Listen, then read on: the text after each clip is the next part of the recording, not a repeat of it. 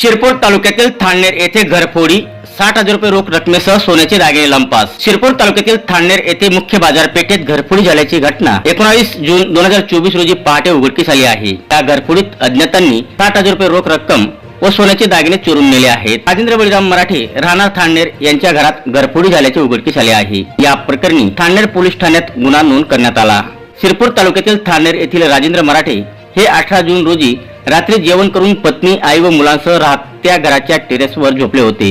दरम्यान राजेंद्र मराठे हे 19 जून रोजी पहाटे उठले असता त्यांना घराच्या दरवाजाचा कडी कोयंडा तुटलेला दिसून आला। घरात पाहणी केली असता लोखंडी कपाट उघडे व कपडे आणि सामान अस्ताव्यस्त पडलेला दिसून आला।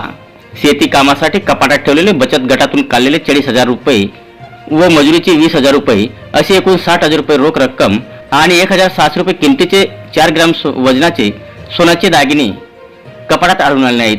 त्यामुळे कोणीतरी अज्ञात चोरट्यांनी घरफोडी करून मुद्देमाल चोरून नेल्याची माहिती पोलिसांना देण्यात आली।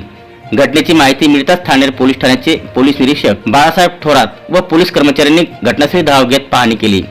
या प्रकरणी राजेंद्र मराठे यांनी फिर्याद दाखल केल्याने थाळनेर पोलीस ठाण्यात अज्ञात चोरट्यांविरुद्ध गुन्हा नोंद करण्यात आला आहे। पुढील तपास थाळनेर पोलीस ठाण्याचे police head constable Rupesh Gangurde हे करीत आहे।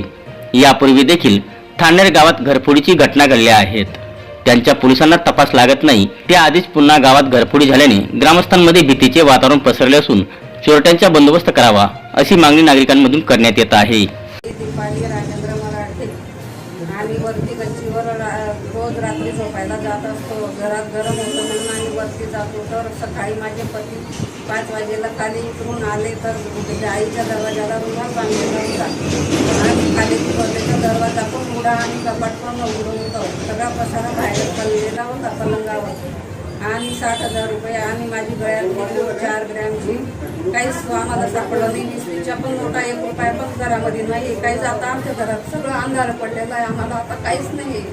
आता आम्ही काय करायचं? गटामधून 40,000 रुपये व्याजाने घेतलेले आहे शेतीच्या कामासाठी आणि मजुरीचे आमचे 20,000 रुपये होते।